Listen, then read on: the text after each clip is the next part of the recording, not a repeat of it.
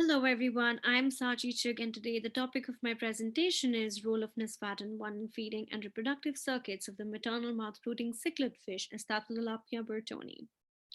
Let us start by talking about the fundamental life processes.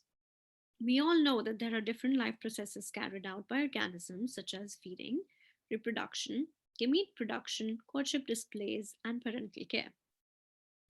And there is a high energy demand for all these processes, and then there occurs an energy trade off.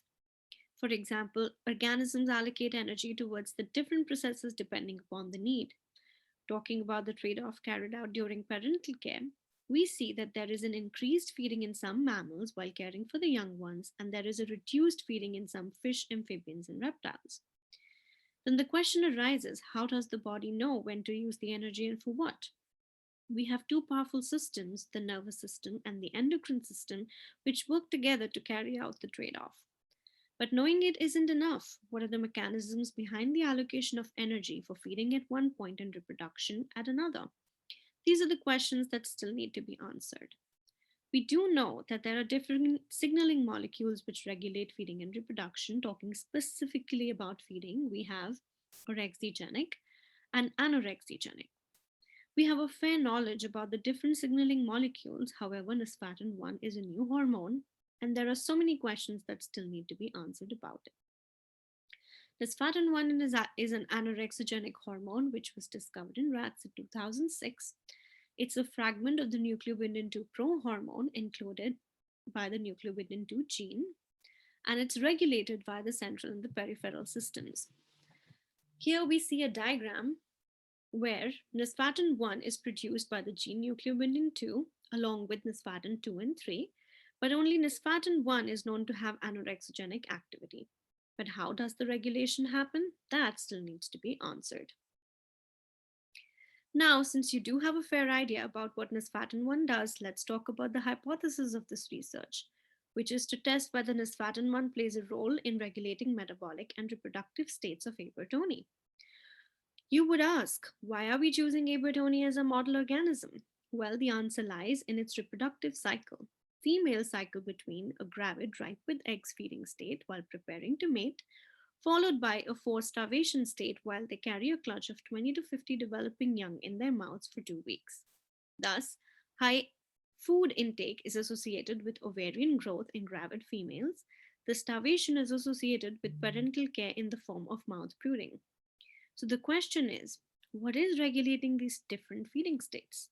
Therefore, it will be interesting to see if nesfatin-1 has a role to play when burtoni females are actively starving themselves during the mouth brooding stage. And hence my prediction. Nucleobindin-2 levels in the brain and the gut change with the female energetic and reproductive states. So in order to test my hypothesis, I collected these females in the mouth brooding stage, removed the eggs for the females that need to be kept in the fed and the starved conditions, and put them into the respective tanks. For the mouth brooding condition, the eggs were left as it is and the fish were transferred to the mouth brooding tank.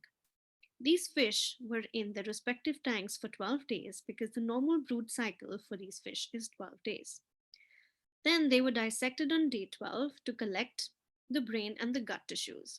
The brain was sectioned and I performed in situ hybridization on it, while the gut tissues were collected for mRNA extraction followed by qPCR.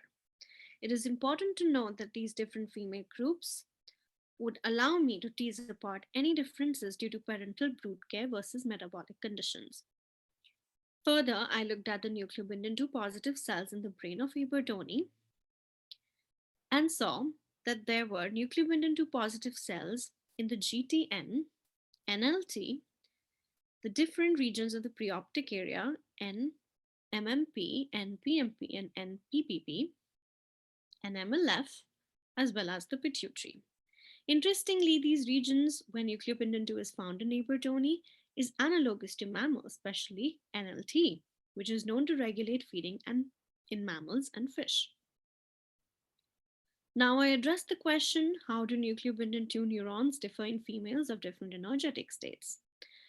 Here we have the graph showing nucleobindin-2 neurons in NLT per micrometer square And we see that the density of nucleobindin 2 cells is lower in the starved state compared to the fed and the mouthbrooding state. We know that nesfatin-1 reduces appetite. So if there's a need to reduce appetite, nucleobindin 2 cells would be more. In the mouthbrooding state, there is a voluntary need to reduce appetite, hence the high numbers of nucleobindin 2 positive cells. Whereas in the starved state, there is no need for appetite to be reduced. And this does fit my prediction that the number of nucleobindin 2 positive cells will be higher in the mouthbrooding state compared to the starved and the fed state.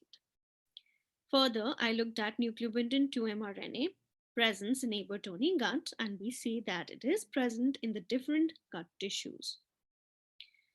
Now, we wanted to see if nucleobindin 2 mRNA expression was different in the stomach of the different energetic states of the female a burtoni, and on comparison, there was no significant difference in the mRNA levels in the three different states of the fish. Similarly, there was no significant difference in the mRNA levels in the intestine.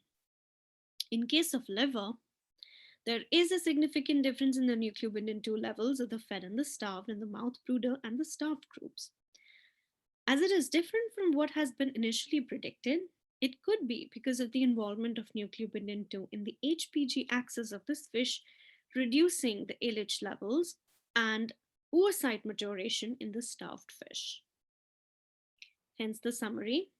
The nucleobindin 2 is expressed in female abortoni forebrain and midbrain region similar to mammals. Nucleobindin 2 is widely expressed in many peripheral tissues, and the cell numbers in NLT differ with energetic state in female abortoni, indicating central involvement of nucleobindin 2. Nucleobindin 2 mRNA levels in the liver are higher in starved females, but levels in stomach and intestine do not differ with the female energetic state. Future directions would be to quantify the nucleobindin 2 neurons in other brain regions and correlate the cell characteristics with nucleobindin 2 levels in the gut tissues of the same animals to examine the relationship between central and peripheral nucleobindin 2 systems. Overall significance, nucleobindin 2 may play a role in regulating changes in the energetic state related to mouthbrooding for starvation in female abortoni.